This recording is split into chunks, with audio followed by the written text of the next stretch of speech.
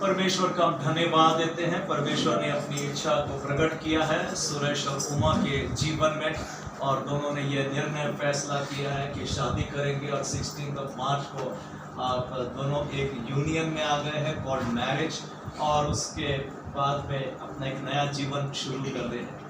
मैं सोचता हूँ, और जैसे हर पुरुष और स्त्री के साथ में होता है, मैरिज के पहले कितना देखा दाखी होता, कौन सा राइट नंबर, कौन सा रॉन्ग नंबर।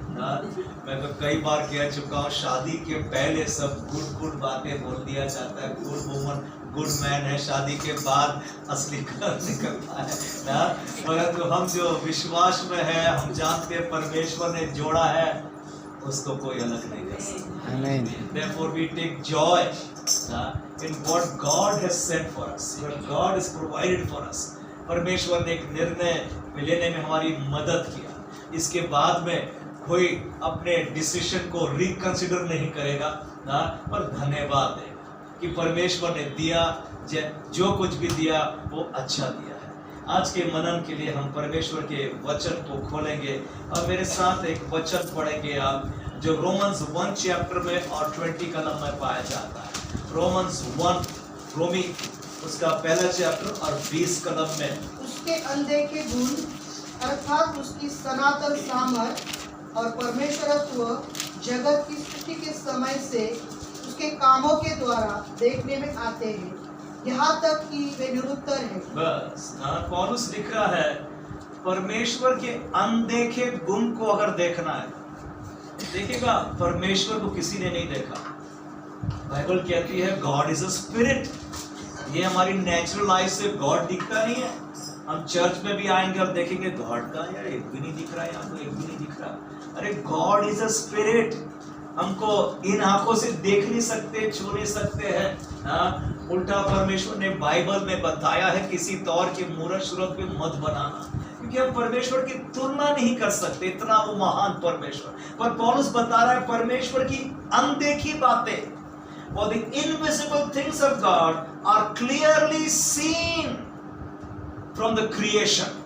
जो परमेश्वर की रचना है उसके द्वारा परमेश्वर को देख सकते हैं। जैसे कि बिजली हमने देखा नहीं है, परंतु पंखे के द्वारा, लाइट के द्वारा, एसी, माइक्रोफोन चल रहा है, इसके द्वारा हम समझ सकते कितना पावरफुल है बिजली, इतना पावरफुल है। कितने लोगों ने छू लिया गलती से और वो गुड बाय बोल दिया उन्होंने। सो हम देखिए बातें परमेश्वर ही प्रकट कर रहा है through the things he created, रचना, उसकी रचना के द्वारा। और मैं कहना चाहता हूं marriage is also one of his creation. Marriage is God's creation. Marriage उसको नहीं बोलते हैं कि मैंने वो लड़का को पसंद किया, वो लड़की को पसंद किया और लेकर के आ गया और मम्मी डैडी को बोला meet my wife, meet my husband. ये तो शायद बाहर देशों में चलता होगा, हॉलीवुड और बॉलीवुड में चलता होगा, पर यहाँ नहीं चलता।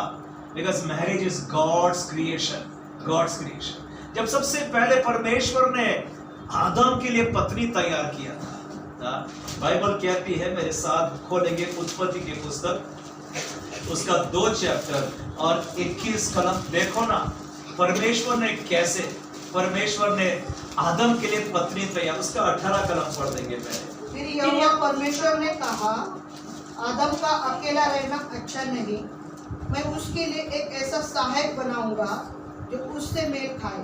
बस ना, परमेश्वर ने देखा मनुष्य अकेला है। मनुष्य के लिए उस समय में घोड़ा, गधा, बंदर, फूल, पौधे सब कुछ अवेलेबल थे। He should be happy. परंतु परमेश्वर ने देखा मिस्टर एडम बेचारा लोनली है, अलोन है। ये लोनलीनेस एक फीलिंग भी होती है जो कई बार आदमी को खा जाती है। आदमी के पास सब कुछ होने के बाद भी कई बार पुरुष अकेला रहता है। मैरिज बेसिकली लोनलीनेस को ओवरकम करने के लिए। आप जानते हैं एक व्यक्ति जो अलोन, अकेला फील करता है, एक अकेला व्यक्ति अपने को कमजोर महसूस करता है। मेरे पास कोई भी नहीं है, कोई भी सहारा नहीं है, कोई भी आंसू पोंछने वाला नहीं है, कोई भी रोटी खिलाने वाला नहीं है। मैं तो कहता हूं मैरिज का असली इंपॉर्टेंस तब निकलता है जब आप मेरे समान उम्र के हो जाते हैं ना, जब रिटायरमेंट एज आ जाता है और जब नौकरी से भी छुट्टी हो जाती है और बुढ़ापे में अब कौन पानी पिलाएगा, कौन यहाँ वहां लेकर के जाएगा? पत्नी और पति एक दूसरों को।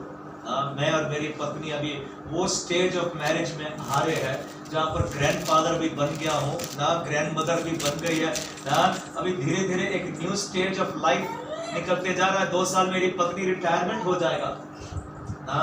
परंतु परमेश्वर ने कैसे अद्भुत रीति से हस्बैंड और वाइफ को क्रिएट करा। Number 1, realise this is God's creation, it is not man's. Man का क्रिएशन से अगर शादी करते हैं, मैन के सोच विचार से, तो मनुष्य क्या बोलता है? सुंदर होना चाहिए। कई बार फोटो देखता है, फेसबुक देखता है, शादी.com देखता है, नहीं ये पसंद है, ये पसंद है, ये पसंद है, अच्छी पढ़ी लिखी होना चाहिए, नौकरी वाली होना चाहिए। ये मनुष्य का सोच होता है ना। पर परमेश्वर ने सैमुअल से कहा था, जैसा मनुष्य देखता वैसा परमेश्वर नहीं देखता। और मैंने ये कहा भी था शायद, जब परमेश्वर ने आदम के लिए पत्नी तैयार किया तो परमेश्वर ने उसके 21 कलम में लिखा है, आदम को एक भारी नींद में डाल दिया। नंबर 1, परमेश्वर ने नोटिस किया एडम अकेला है। सॉल्यूशन के लिए परमेश्वर ने दूसरा ब्रदर नहीं बना दिया, मैनकाइंड नहीं बना दिया ना, कोई जानवर नहीं बना दिया, घोड़ा गधा नहीं बना दिया। गॉड जानता था राइट कंपेनियन कौन हो सकता, और वो वाइफ होती है ना। परमेश्वर ने नारी को तैयार किया, उसके लिए क्या किया? मिस्टर एडम को बाहरी नींद बता दिया। मतलब एनेस्थीसिया हम लोग कहते हैं हॉस्पिटल में कि उसको दर्द महसूस ना होने पाए, शायद ऐसे ही कुछ किया होगा। बाहरी नींद में परमेश्वर ने आदम को डाल दिया, यहाँ पर ऑपरेशन किया, रीढ़ की हड्डी निकाल करके उसकी नारी को तैयार किया। परमेश्वर कर सकता है ना। मैं तो कहता हूं ना, ये तो बिगिनिंग ऑफ मिरेकल्स परमेश्वर ने किया ना। सुरेश समझ जाना, your wife is a miracle. कैसे परमेश्वर ने लाया ना। आप लोग जो मेरे समान शादीशुदा लंबी उम्र दौड़ सके हैं, हम जानते हैं जितना साल मेरी पत्नी अपनी माँ के घर में, बाप के घर में नहीं रही, मेरे साथ रही ना। मैं अपनी सास को कई बार चिढ़ाता हूँ, अभी शांत रहो आप ना। मेरी वाइफ आपके घर में जितना साली रही, मेरे साथ रही है। मैं ज्यादा जानता हूँ आपकी बेटी को जितना आप भी जानते हैं। How wonderful is God's creation called marriage, कि अब एक अनजान व्यक्ति के साथ में जीवन भर बिताना। मैं तो कहता हूं एक फैमिली को बिल्ड करने के लिए यह भी एक तरीका होता है। हम जानते हैं by birth we are in a family, by adoption we can also be in a family, but marriage is also one way और मेथड जिसके द्वारा हम एक फैमिली को स्टार्ट कर देते हैं। अनजान व्यक्ति एक दूसरे को नहीं जानते हैं, पर अब से जीवन भर रहने का, साथ में रहने का।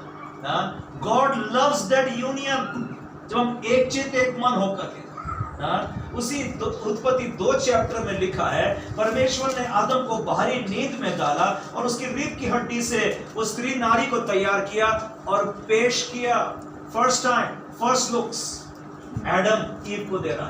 आपका कब था?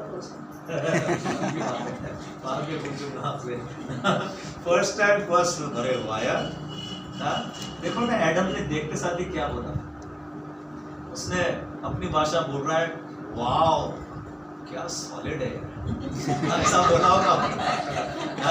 उसने देखते साथ ही आदम ने कहा, 23वां कलम, और आदम ने कहा अब यह मेरे हड्डियों में से हड्डी है, bone of my bones and मांस में से मांस है, और उसका नाम नारी होगा क्योंकि ये नर्स में से निकली गई है।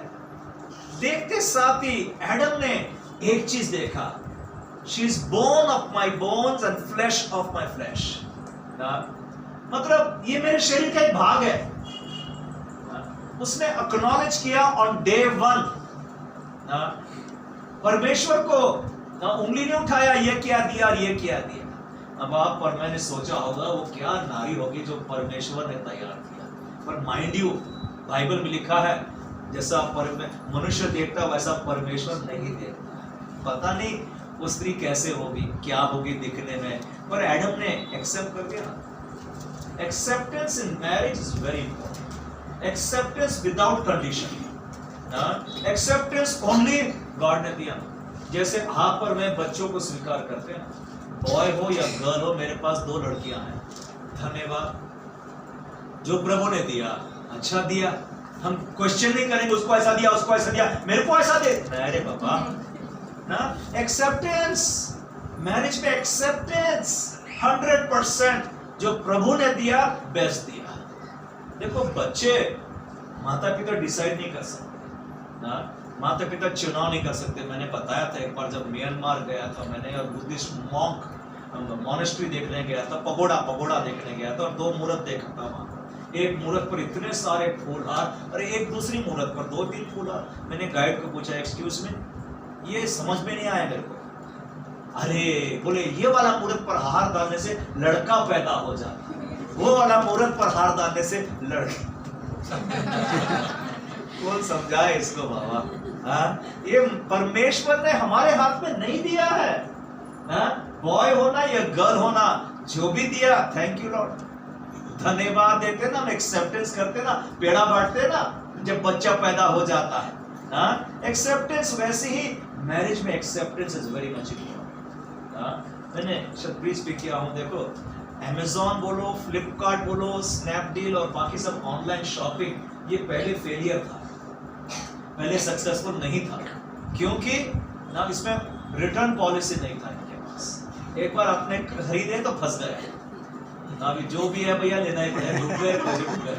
पर अमेज़न ने स्मार्टली मूव किया, नो क्वेश्चन आस्क्ड, वापस लेंगे और 3 दिन में पैसा वापस। तब जाके कॉन्फिडेंस बढ़ गया। फिर मैंने शर्ट भी ऑर्डर किया, पैंट भी ऑर्डर किया, क्या क्या नहीं खरीद लिया, छोटी छोटी बातें भी। अभी नमक का पैकेट देख रहा हूँ, वो भी अमेज़न से आया हमारे घर में। सो अभी क्या, रिटर्न पॉलिसी आने से पसंद नहीं आए तो वापस। मैं कहता हूँ भैया वो लोग कर सकते रिटर्न, मैरिज में नो रिटर्न पॉलिसी चलती है, एक्सेप्टेंस वाला। धन्यवाद। अभी आप बोलो मैं फंस गया बोलो, या जो भी दिया जैसा भी, thank you Lord, thank you Lord बोल करके हम काम चलाते ना। अब देखेंगे मैरिज तभी ब्लॉसम होता है ना जब एक्सेप्टेंस आ जाता है, इस पर कोई डाउट्स नहीं आएंगे ना। आप जो शादीशुदा मेरे समान है, आप जानते नहीं कितने बार उतार चढ़ाव आता, कितने बार शैतान मन को पॉइजन करता। मैंने बोला था ना, गलती क्या, गलती क्या, मेरी बात माना होता ना तो दूसरी लड़की लाया था मैं ना। कितने बार आवाजें आती ना कानों में ना, हमने क्या करना वो सबको, अब हो गई शैतान, अब शादी हो गई हमारी, हम लड़ेंगे झगड़ेंगे, जो कुछ भी है साथ रहने वाले और हैप्पी रहने वाले। Send the right message to the devil's camp that we are blessed, we are happy, we are rejoicing. God ने दिया, गॉड ने दिया ना। परमेश्वर ने जब आदम के सामने में ये स्त्री को तैयार किया, पेश किया, एडम ने बोला she is bone of my bones, flesh of my flesh, मेरा एक शरीर का भाग है। चर्च को भी बोला गया है ये तो मसीह की देह है। What is church? Church is body of Christ ना। हम शरीर का एक भाग है, उसके शरीर का एक भाग है ना। जब उसके शरीर का भाग, जैसे कि मेरे हाथ होगा, मेरे पांव, मेरे आंख हो गए ना, एक छोटा सा तिनका भी चला गया मैं गाड़ी रोक देता हूं, पहले इसको दूर करेंगे। My eye is giving some problem, मैं नहीं चला सकता ना। अरे चलाओ चलाओ चलाओ, बाकी सब ऑर्गन तो चल रहे हैं आपके, नहीं जा सकता ना। थोड़ा सा भी प्रॉब्लम हो जाता हम रुक जाते ना, बिकॉज शरीर का एक भाग सबको इक्वली देखना पड़ता है ना। हम किसी हाथ को ज्यादा प्रेम करें, पांव का तो चोट लग कुछ नहीं होता है, पांव में भी चोट लगने से हम लोग कई बार खाना बंद हो जाता है, इतना दर्द में हो, ऑपरेशन के बाद भी इतना दर्द में हो ना। सो शरीर का एक भाग को हम इक्वली ट्रीट करते हैं ना। शादी के बाद में प्रभु ने एक और एक भाग दे दिया है, सुरेश उमा आपको दे दिया एक भाग और एक ना, एक और एक पार्ट जोड़ दिया है हमारे अंदर में ना, उसको एक्सेप्ट करने पाए। धन्यवाद, धन्यवाद। उसको मैं रिजेक्ट करूंगा, उसको मैं ट्रायल बेसिस में लाया हूं, देखता हूं जमता कि नहीं जमता है। बाहर के लोग करते हैं ना, कितने लोग देखते 2 साल रहकर देखते हैं ना। आजकल तो शैतान ने मैरिज को अब्यूज करके रख दिया ना। कितना तो ट्रायल मैरिज की बात सुनते हैं हम लोग, लिव इन पार्टनर्स की बात सुनते हैं ना, स्त्री और पुरुष की बात सुन लेते हैं, अब्यूज करके रखा है। मैरिज इज गॉड्स क्रिएशन, ये होली है, ये ऑनरेबल है, उसको आदर इज्जत सम्मान देना, लताड़ के फेंक मत देना, उठा प्यार भाग अपने माँ के घर नहीं बोल सकता मैं।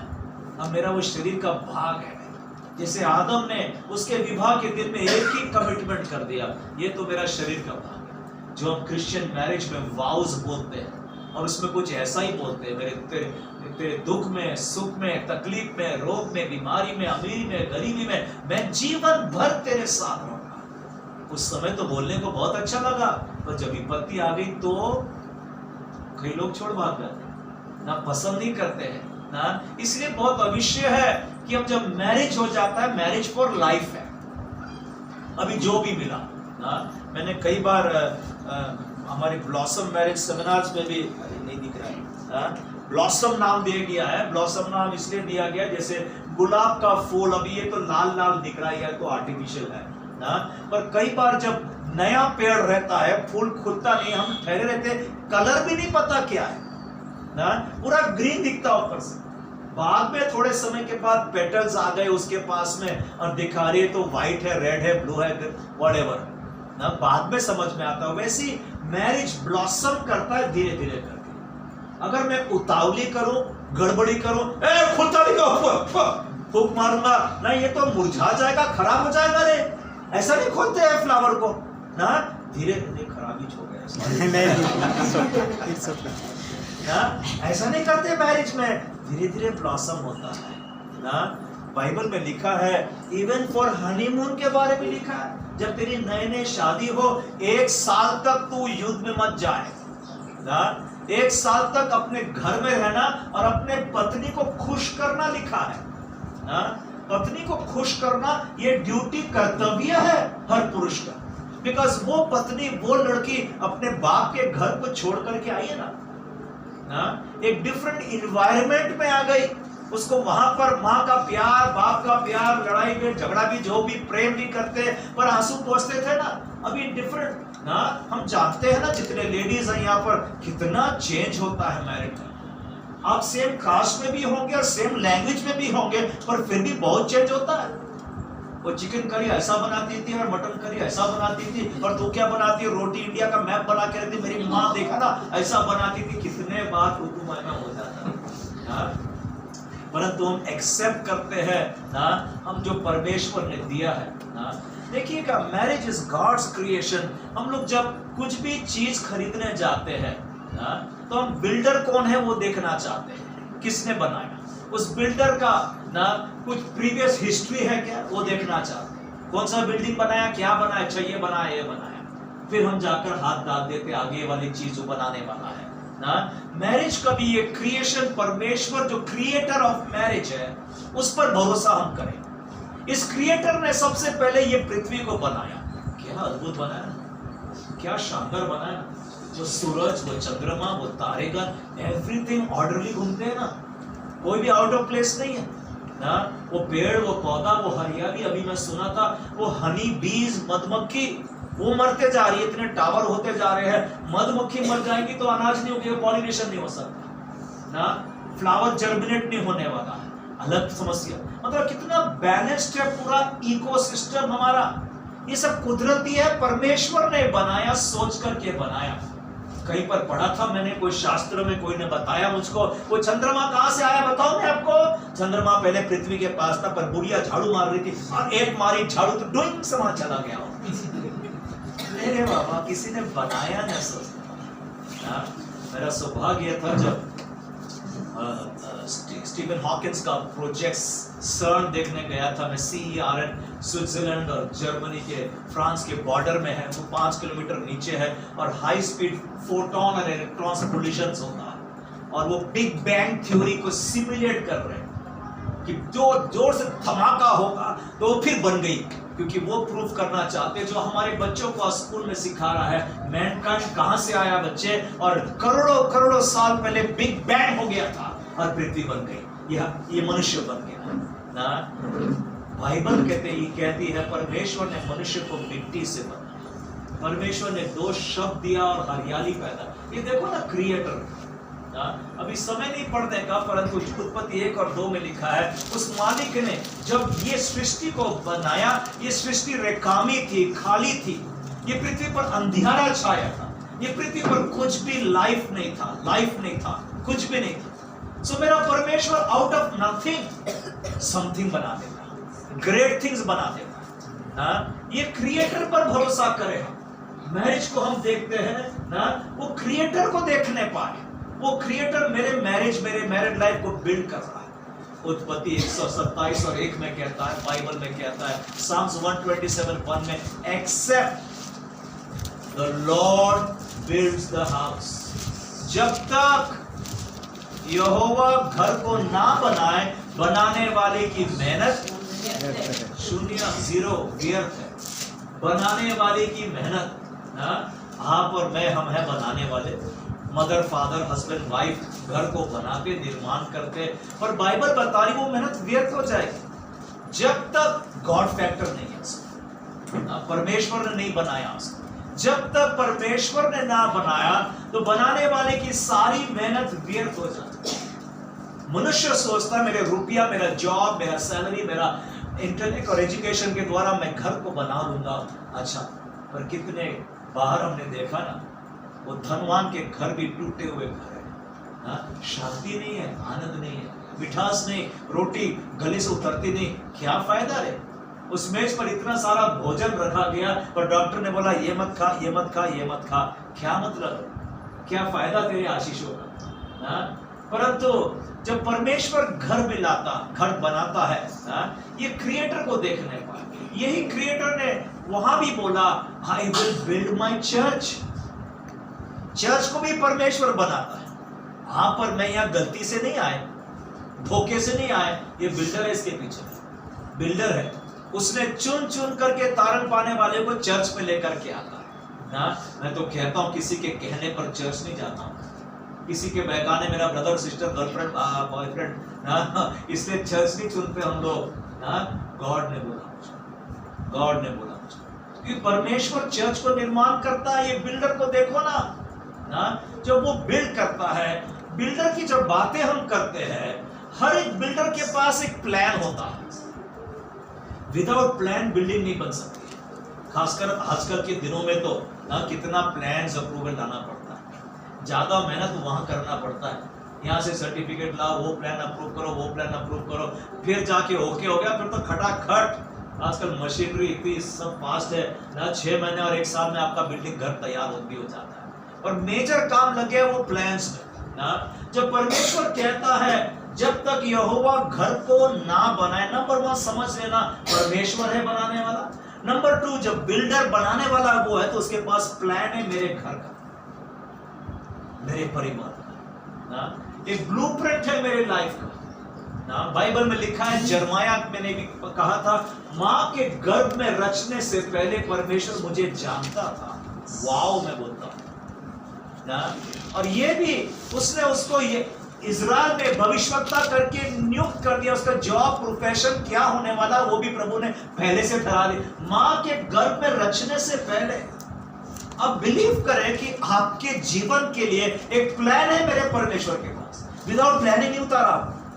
आपका जन्म अफ्रीका में क्यों नहीं हो गया? आपका जन्म वो 1841 में क्यों नहीं हो गया?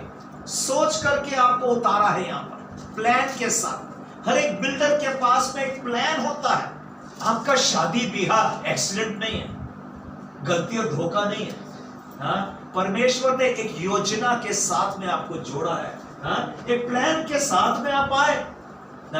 ये कई बार आपको और मुझको शॉकिंग लग जाता है, सरप्राइज लग जाता है। लड़का पैदा हो गया, लड़की पैदा हो गया, और उसके नजर में oh very good, as per the blueprint, yes लड़की पैदा हो गई, मुझको तो एक रेचल और एक सहरा पैदा हो गई। एज पर द ब्लूप्रिंट है ना, He's got a plan for my home। उतना ही नहीं, परंतु बाइबल में ये भी घटना लिखा है, जब सैमसन का जन्म हुआ था, ये वाला सैमसन नहीं, वो बाइबल वाला सैमसन, जब सैमसन का जन्म हुआ था, उसके माँ बाप का नाम था मनोहा। मनोहा ने पूछा परमेश्वर से, प्रभु इस बच्चे को कैसा बड़ा करना है, तू बता प्रभु, तू बता। तूने क्या बोला था मेरी वाइफ को, क्या बोला था, वही वाला एंजल फिर से भेज दे। गॉड ने भेजा, बताया पूरा प्लान उस लड़के के बारे में, ये बड़ा होके क्या बनने वाला है, कैसे इजराइल को छुड़ाएगा। आप विश्वास करते हैं आपके बच्चों का ब्लूप्रिंट परमेश्वर के पास?